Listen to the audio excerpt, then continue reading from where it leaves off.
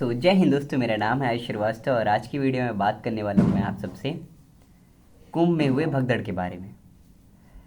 मैं उस न्यूज़ के बारे में पर्टिकुलर बात नहीं करने आया हूँ, बल्कि बीइंग अ यूपीएससी एस्पिरेंट और आप सबसे भी मैं एक सवाल करता हूँ कि अगर आप मान लेते हैं, जैसा कि आपको पता होगा कि एक प्रस्तावित समय के लिए कुंभ को एक डिस्ट्रिक्ट जिला घोषित किया गया है ना। तो अगर आप वहाँ के डीएम या एसडीएम जो भी बनाए गए होते, मान लो कोई एक हाई लेवल पे आप ऑफिसर होते, तो आपके दिमाग में इस तरीके की घटनाएं ना हो या फिर भीड़ को कंट्रोल किया जा सकता है। और कुछ अच्छा तरीका, यूनिक तरीका अगर आपके दिमाग में हो तो आप ज़रूर कमेंट सेक्शन में बताइए, ठीक है। मेरे दिमाग में कुछ आइडियाज़ आए, तो मैंने सोचा कि साझा कर देता हूँ, ठीक है। शायद ये आइडियाज़ आते भी नहीं अगर वह हादसा नहीं हुआ होता। खैर, तो मैं मानता हूँ कि अगर मैं वहाँ होता, ठीक है, सरकार को एक तरीके से सलाह देने के लिए होता, कुछ भी ऐसा रोल होता मेरा जिससे कि वहाँ की जो प्रबंधन जो यूनिट है, ठीक है, मैनेजमेंट यूनिट है, उसको मैं बता सकता कि ये कर लो, शायद इससे कुछ तो सही हो, है ना। जहाँ पे मतलब 40-50 करोड़ लोग आ रहे हों, ठीक है, आने को हों। हमारी सरकार ने कह दिया था कि 100 करोड़ लोगों की पूरी व्यवस्था हो चुकी है, नो टेंशन, आओ आराम से और अमृत स्नान करो, ठीक है। तो ऐसे अगर बातें कही गई हैं तो हमारा भी कुछ कर्तव्य बनता अगर हम वहाँ होते, ठीक है। मैंने मान लिया कि मैं होता, ठीक है। तो मेरे दिमाग में एक आइडिया है और आप सब, जैसा कि मैंने आपसे पहले ही बोल दिया कि अगर कुछ हो तो ज़रूर कमेंट सेक्शन में बताइए। तो मेरे हिसाब से अगर मैं वहाँ होता तो सबसे पहले तो मैं, और हम आप सब जानते होंगे, नहीं आप जानते हैं तो आपको ये बता दूं कि कुंभ जो मेला लगता है वो सिर्फ़ और सिर्फ कहीं ना कहीं एक तरीके का अमृत स्नान के पर्पज़ होता है। उसका मेन पर्पज़ होता है कि अमृत स्नान, मतलब एक पर्टिकुलर फिक्स टाइम होता है शुभ शुभ अमृत मुहूर्त में, ठीक है, शुभ मुहूर्त में 4 साढ़े 4 ऐसे जाके नहा लो, ठीक है, आराम से गंगा जी में और प्रयाग में। वो टाइम टू टाइम रोटेट होता रहता है ना, आपको पता होगा। तो अगर मोटिव ये है कि अमृत काल में, ठीक है, स्नान करना है, किसमें, गंगा जी में, है ना। तो मैं क्या करता, जैसा कि मैं अयोध्या का हूँ और मैं 2-3 बार अयोध्या गया हूँ, तो आप भी अगर गए होंगे अयोध्या तो आपने एक चीज़ देखी होगी कि सरयू नदी है, सरयू नदी से कुछ पानी को निकाल कर राम की पैड़ी में लाया गया है, करेक्ट है। हालांकि राम की पैड़ी बहुत छोटी है, मैं अभी जो बात करने वाला हूँ आगे आपसे। तो मेरे हिसाब से मान लिया कि कुंभ का जो एरिया है अभी हाल फिलहाल में 10 से 12 किलोमीटर का होगा, अभी मान लो 15 किलोमीटर होगा, जो भी एरिया होगा, ठीक है। मैं उस एरिया को 5 से 10 किलोमीटर और एक्सटेंड कर देता, ठीक है।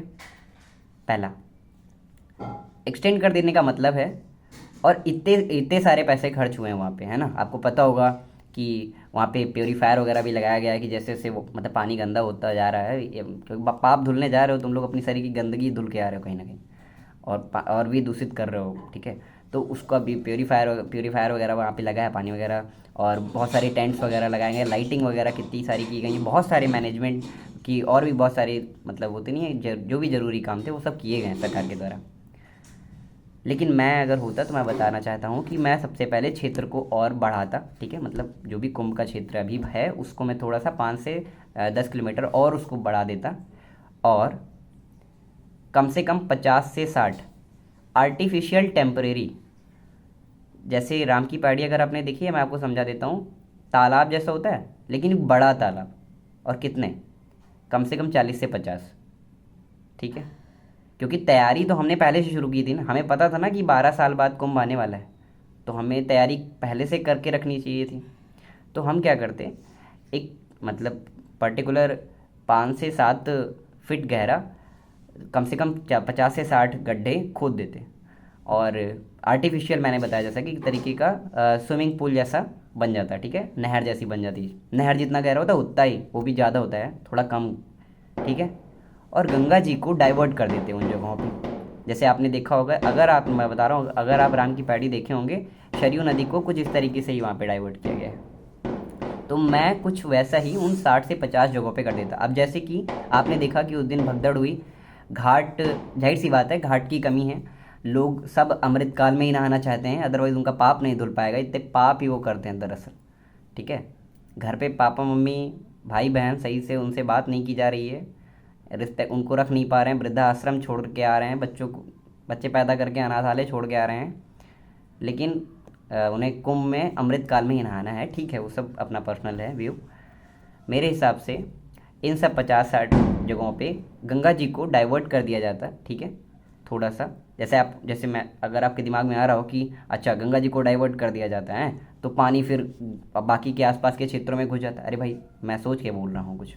जैसे क्या होता है, जब नहर का पानी जाता है तो हम नहर से कुछ पानी को अपने खेतों में डाइवर्ट कर लेते हैं एक फिक्स टाइम के लिए, जब हमें लगता है हमारा खेत भर गया, पानी को ब्लॉक कर दिया, कुछ इस तरीके से ही हम गंगा जी को डाइवर्ट करते, और हमें लगता है कि हाँ हमारा भर गया है, हम उसमें अपना कल मतलब फिर से उसे ब्लॉक कर देते, जो जहाँ से पानी आ रहा पानी के फ्लो को ब्लॉक कर देते, सिंपल। इतना काम कर सकते थे। अगर मैं होता तो मैं ये करता, जिसकी वजह से कई सारे लोग जो सब वहीं पे जाके इकट्ठा हो जा रहे हैं और इतनी ज़्यादा दिक्कतें आ रही हैं। ठीक है, सरकार को भी और भी एक्स्ट्रा खर्चा करना पड़ा सिक्योरिटी वगैरह पे भी, तो इन सब से भी राहत मिलती है ना। जो लोग अमृत काल में नहाना चाहते हैं या जिस भी समय पे प्रयाग में जाके नहाना, पहली बात तो नहा ही ले, बड़ी बात है वहाँ पे, है ना, जाके सही समय अमृत काल में तो बहुत किस्मत वाले नहा पा रहे होंगे, तो वो सब लोग भी वही गंगा जी में स्नान कर लेंगे। गंगा जी वहीं है ना, कहीं और नहीं जाएंगी भाई। तो आप सबका क्या राय है, मतलब आप सबका क्या मत है, और क्या मैं अपने हिसाब से अगर मैं कुछ गलत कह रहा हूँ तो ज़रूर आप मुझे सही करेक्ट करें यहाँ पे। पर मेरे हिसाब से ये आइडिया बहुत ही बेहतरीन होता, और मैं ये तो नहीं कह सकता हूँ कि जो होना था वो नहीं होता, लेकिन हाँ जो हुआ है अ, वो काफ़ी हद तक कम होता। ठीक है, ये जो इतना ज़्यादा लोगों की जान गई है, मासूम श्रद्धालु मारे गए हैं, वो उनकी संख्या शायद बहुत कम हो सकती थी, या हो सकता था ये ना भी होता। ठीक है, अगर इसको कुछ इस तरीके से, या और भी बहुत सारे तरीके हो सकते हैं, ये मेरा एक पर्टिकुलर एक तरीका है मेरे पास, मैं कुछ ऐसा करता। हाँ बिल्कुल खर्चे आते, लेकिन वो 60-70 या 100 लोगों की जान से ज़्यादा खर्चा नहीं कह सकता ना। अब वो जो जो व्यक्ति मरा है जिसके परिवार से, उसको तुम 10 लाख रुपए दे दो, 50 लाख रुपए दे दो, क्या मतलब है, वो व्यक्ति नहीं वापस आएगा ना, वो इंसान वापस कर दोगे क्या भाई, नहीं ना। तो मेरे हिसाब से आप ये जो आइडिया है ये काफ़ी हद तक सही होता, हो सकता है। और अगर आपको लगता है कि ये बढ़िया आइडिया है तो ज़रूर अपना राय ज़रूर दीजिएगा, ठीक है, कमेंट में। बाकी मेरे हिसाब से मेरी वीडियो यहीं पे समाप्त होती है, मिलते हैं अगली वीडियो में, तब तक के लिए जय हिंद जय भारत। बाकी मेरी सब्जी भी बन गई है।